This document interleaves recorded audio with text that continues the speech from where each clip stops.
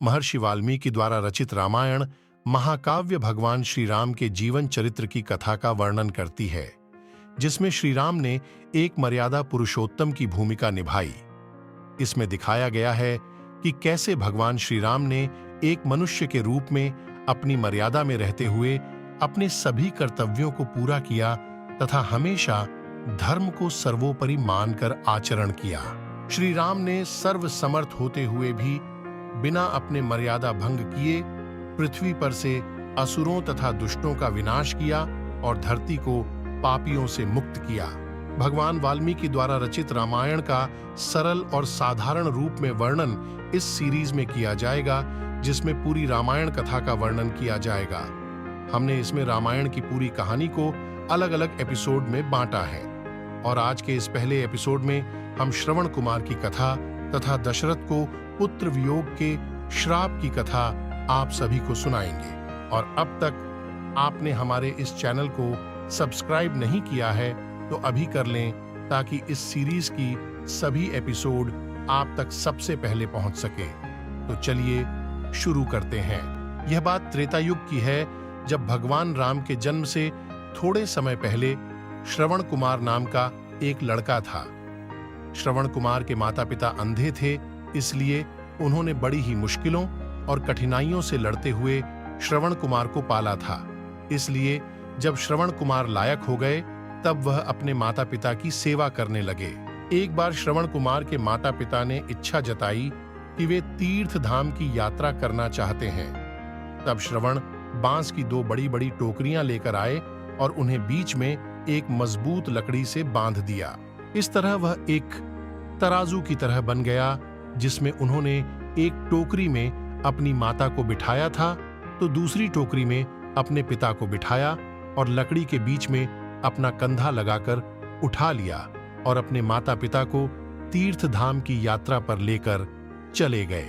जब लोगों ने यह देखा कि एक पुत्र अपने अंधे माता पिता की किस तरह सेवा कर रहा है, तो उनका नाम मातृ पितृ भक्त श्रवण के रूप में प्रख्यात हुआ। श्रवण हर रोज काम करने के लिए घर से निकल जाते थे। इसके बाद वह जंगल से लकड़ियां काटने के लिए जाते और अपना चूल्हा जलाने के लिए लकड़ियां जंगल से बटोर कर लाते। उसके बाद चूल्हा जलाने के बाद वह अपने माता पिता के लिए खाना बनाते। श्रवण को इतनी मेहनत करते देख उनके माता पिता हमेशा यह सोचते थे कि वह कब इस उलझन से मुक्त हो पाएंगे। श्रवण की माता घर के काम करने के लिए श्रवण को मना करती, लेकिन फिर भी श्रवण कुमार अपना कर्तव्य मानकर घर और बाहर का हर काम स्वयं करते थे। एक रोज श्रवण कुमार खाना बना रहे थे, तब उनके माता पिता ने उनसे कहा कि उन्हें प्यास लगी है। अपने माता पिता की प्यास बुझाने के लिए श्रवण कुमार नजदीकी जलाशय से जल लेने के लिए चल पड़ते हैं। जब श्रवण जलाशय से जल भर रहे थे, तब उनके बर्तन से ऐसी आवाज निकल रही थी जैसे कोई जानवर पानी पी रहा हो। ठीक उसी समय अयोध्या नगरी के राजा दशरथ शिकार के लिए जंगल में आए हुए थे। राजा दशरथ के पास शब्दभेदी बाण चलाने की कला थी, जिसमें वह केवल ध्वनि सुनकर अपने बाण को निशाने पर मार सकते थे। श्रवण कुमार पानी भर रहे थे। उनके बर्तन से निकलने वाली ध्वनि जब दशरथ ने सुनी, तो उन्होंने सोचा कि वह कोई पशु है जो कि जल पी रहा है।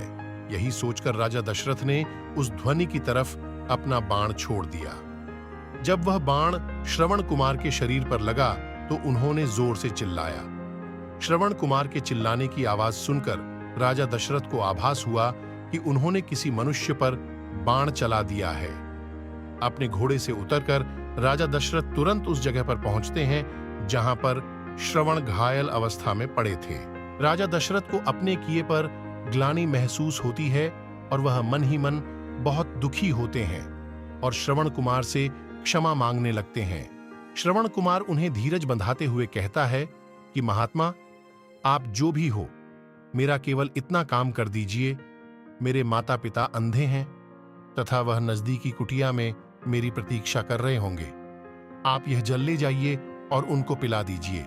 यह कहकर श्रवण अपने प्राण त्याग देते हैं। अपना मुख शर्म से नीचा करके राजा दशरथ श्रवण कुमार से वह जल का पात्र लेकर उसके माता पिता के पास पहुंचते हैं। वहां पहुंचकर जब राजा दशरथ उन्हें जल पीने के लिए कहते हैं, तब वह दोनों उनसे पूछते हैं कि उनका बेटा श्रवण कहाँ है। तब मन में दुखी होते हुए गिलानी से भरपूर राजा दशरथ उन्हें सारा वृतांत बताते हैं कि वह उनके अपराधी हैं तथा उनके भूल के कारण उनके पुत्र श्रवण कुमार की मृत्यु हो चुकी है। अपने इकलौते पुत्र की मृत्यु की खबर सुनकर दोनों माता पिता बुरी तरह से रोने लगे।